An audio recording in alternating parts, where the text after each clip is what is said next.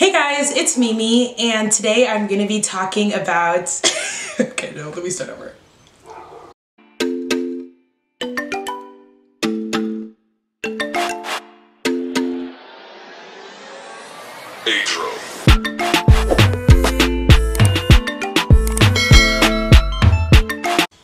Hey guys, it's Mimi. If you're new to my channel, go ahead and subscribe. But today I'm just going to be talking about my study abroad experience. As many of you may or may not know, I spent a semester abroad in France, and so I'm just going to be talking about my experience abroad. Okay, so basically I have some frequently asked...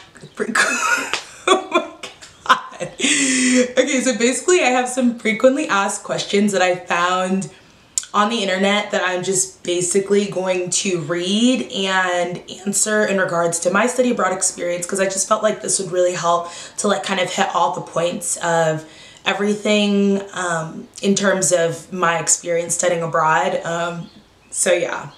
Okay, so the first question is, why should I study abroad? Or why did I study abroad? Why? Why not?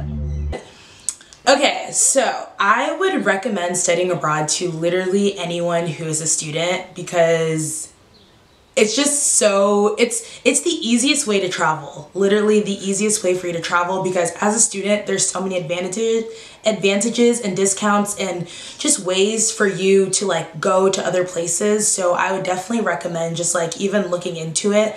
And you don't even have to go somewhere super far. So yeah, and I mean, the destinations are endless. So definitely go to your school's study abroad office and see the programs that they offer. And you can even go through other websites and yeah, look at other programs as well. But definitely I feel like it would be easier and probably the safest to just go through your school and the programs that they offer. Okay, so I have been taking French classes since I was in high school, so I felt pretty confident, like decent enough, and I just really wanted to go to France, like, yeah. So yeah, I was learning French and I knew a little bit, and I tested into a B1, which is an intermediate level, and those were the classes that I took at that level.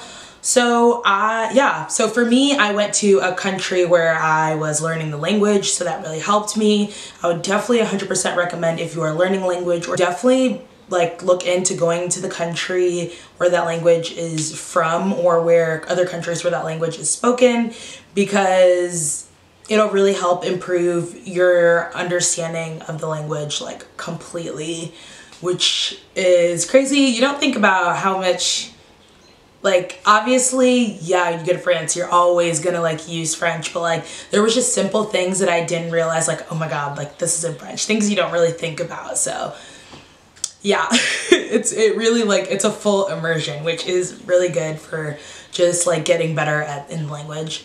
And also, don't let it even be an issue if you want to go to a country where English or your language isn't the native language, because I had a friend on my study abroad trip who had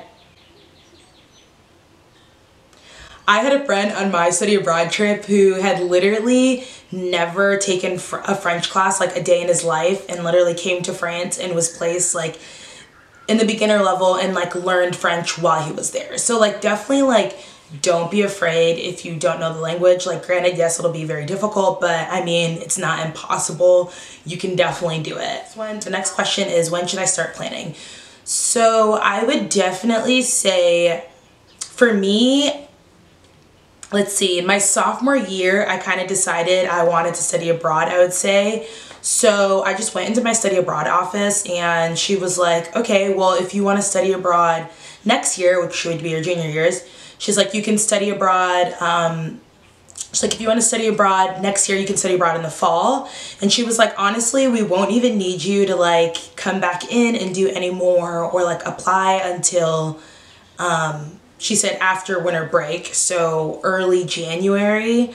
So I would definitely say just go to your study abroad office and ask them and see how dates and times and things work for them. It's different for like everyone. So yeah, my process didn't take very long. We started planning probably like 6-ish months prior. Okay, so the next one is probably a big question for a lot of people, or something that probably limits a lot of people, and is studying abroad expensive? I want to say that studying abroad is not expensive because there are ways around it to fund it. I mean, obviously it's not like cheap. Like there are expenses that you have to pay for, but I think the expenses are worth it, and there's ways for you to also like cover them. So yeah, basically like scholarships, grants, loans, probably not loans. For me, it was scholarships and grants, literally like funded most of my study abroad. The only thing that I really paid for out of pocket was my plane ticket and some other like small things like getting a visa and those fees and stuff like that.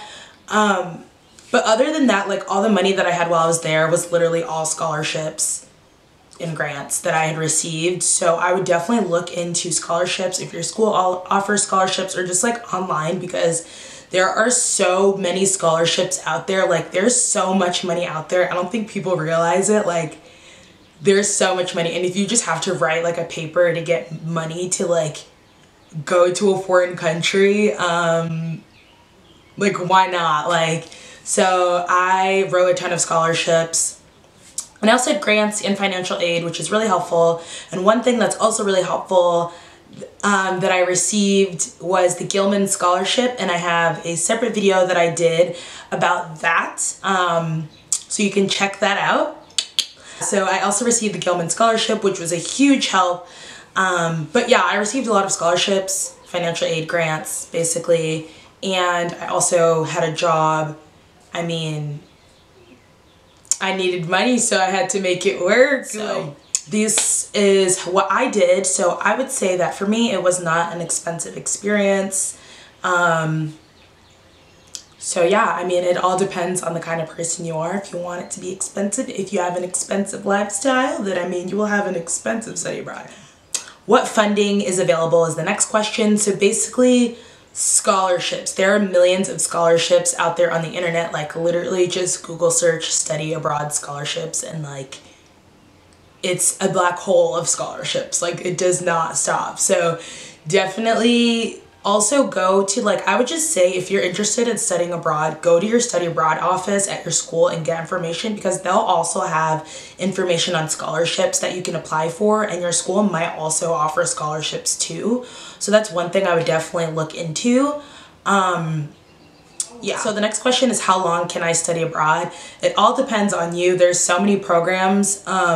For my school, I studied abroad for just one semester. So I was in France from August to December, and that was it. And then I came back.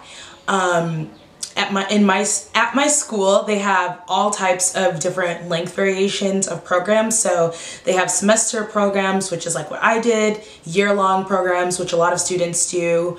Then they have shorter like summer programs. They have winter break programs. I believe they even have like spring break programs. So like I would definitely like just do your research, because you can find pretty much a study abroad for like any amount of time. So yeah, but I really wanted like a decent amount of time, and I was worried about spending a year in France, so I did a semester.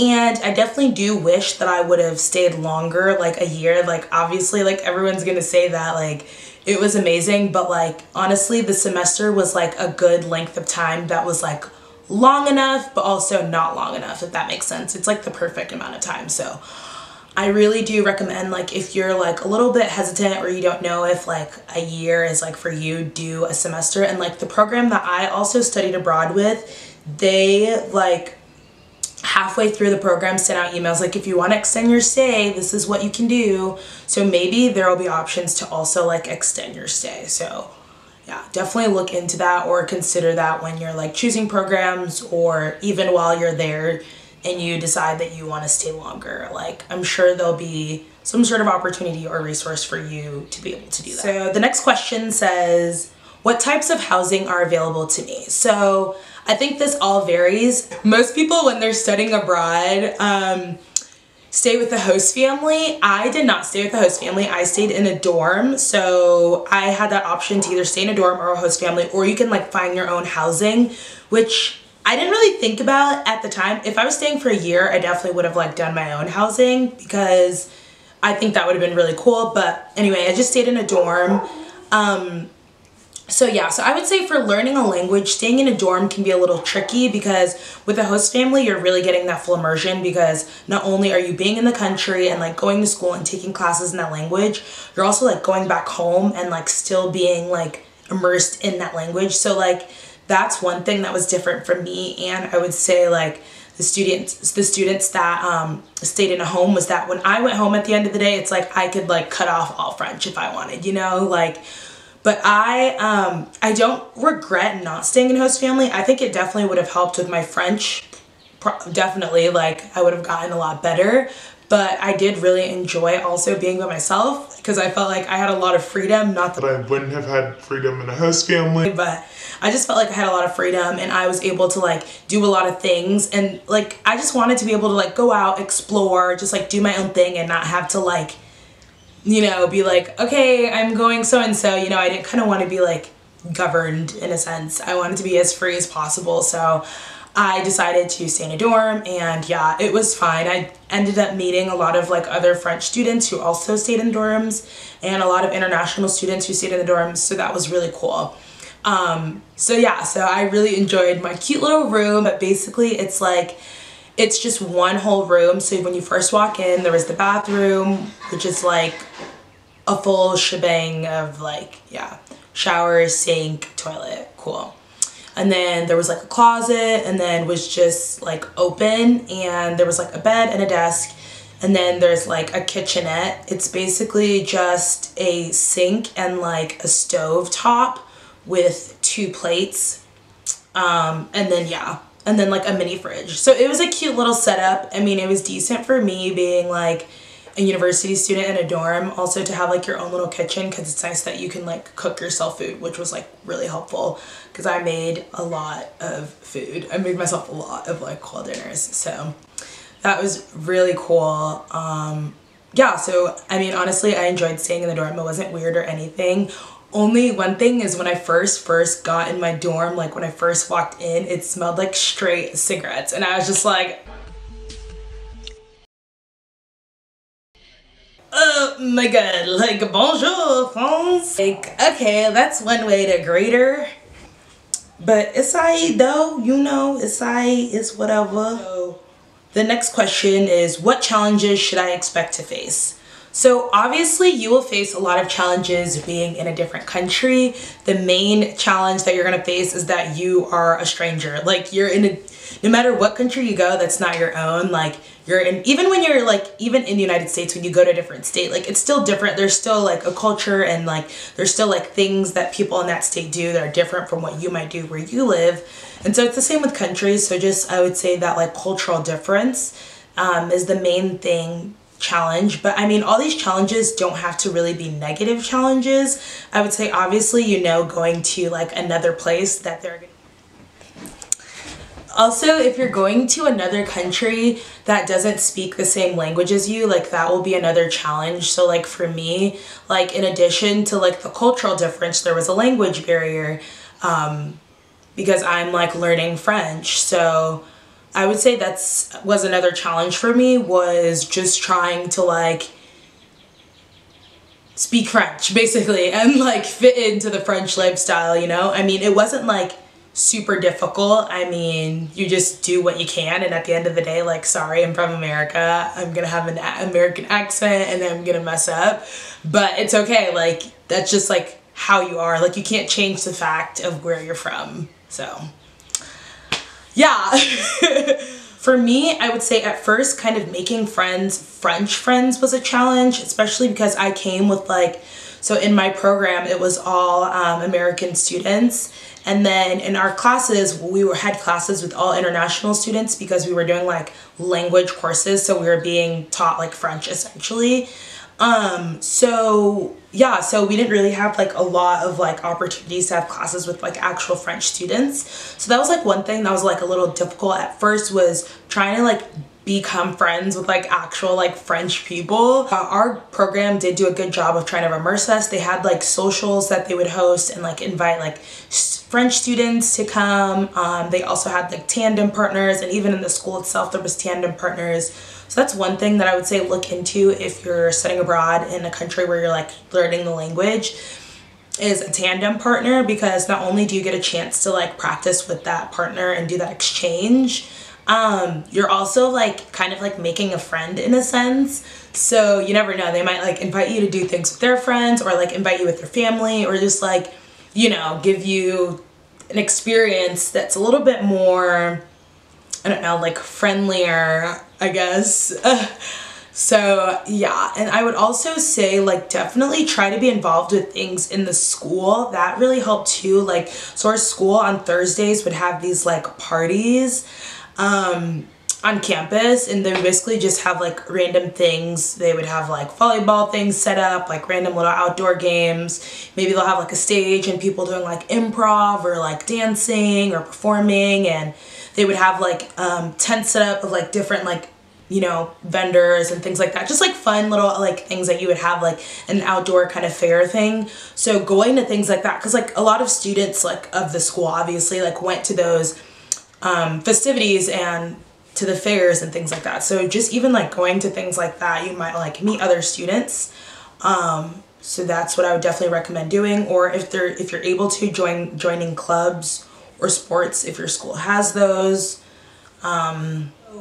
Also, one thing that's really cool about studying abroad, especially if you're studying abroad in Europe, is the fact that like all the countries are so close together, so you're able to travel so much more. So even though I was studying abroad in France, I was still able to visit other countries, which is like even cooler, and like get an experience of like other places. So I went to Spain, I went to San Sebastian, Spain, and I have videos about all the countries that I went to on my channel, so you can go check all of those out as well. But yeah, so I went to San Sebastian, Spain, and that was really cool, and I know zero Spanish, but we spent a weekend there and I still had super fun. Yes, I had super fun. I still had so much fun.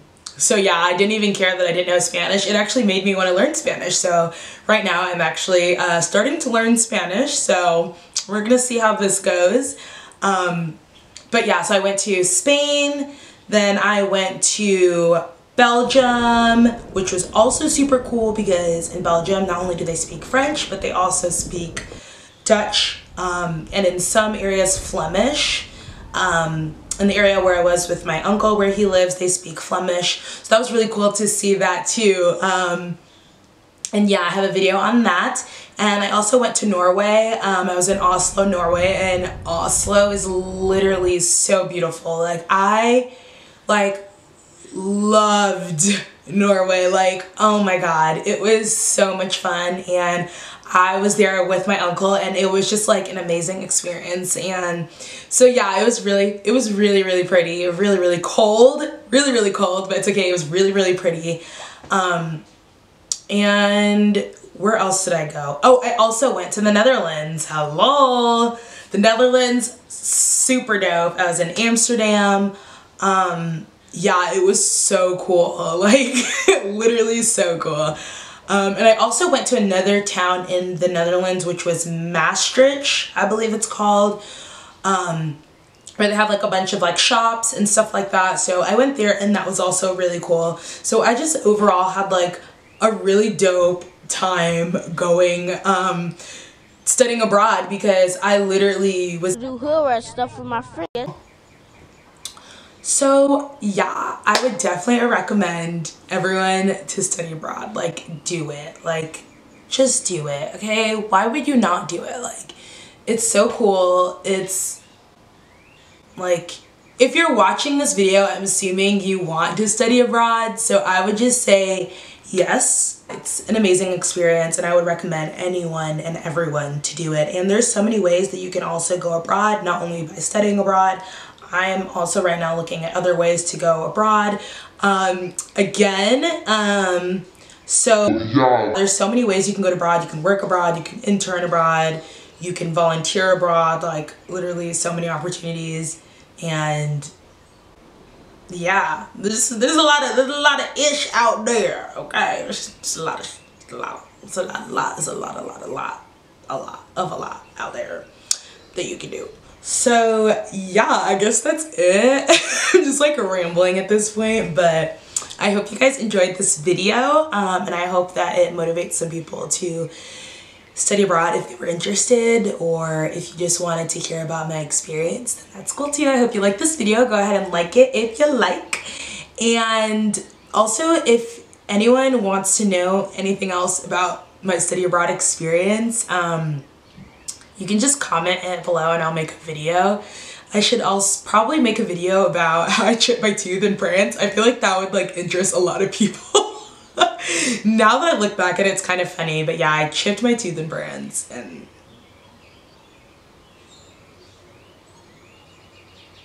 anyway, so yeah, if anyone has any other questions about anything else that I didn't mention in this video, you can just like leave it in the comments and I will literally make a video on that, because there's probably so much that I didn't talk about, but I just really wanted to get the basics of like studying abroad and why I think you should study abroad. And yeah, it's super simple, super easy. Honestly, just being in another country and traveling and learning in another environment really grows you as a person, because it allows you to just see how other people are who are not you. Other people who are different from like how you live and how you do things every day, because what you all you know is like what you are like given. So when you go to another country, you learn like so much more about so much of the world, and even a lot about your own country too. Like you'd be surprised what you learn somewhere else. So yeah, I would just recommend everyone to study abroad. I feel like I keep saying that, but like literally, like it's such an amazing experience, and I want everyone else to experience what I experienced, because I had so much fun, like so much fun. But yeah, so I hope you guys all like this video. Go ahead and hit that like button, give it a big thumbs up, and don't forget to subscribe to my channel. I'm gonna try to do more like talking videos. So yeah, let me know if there's anything that you guys want me to like do in a video down below in the comments. And yeah, I'll see you guys in the next one. Bye!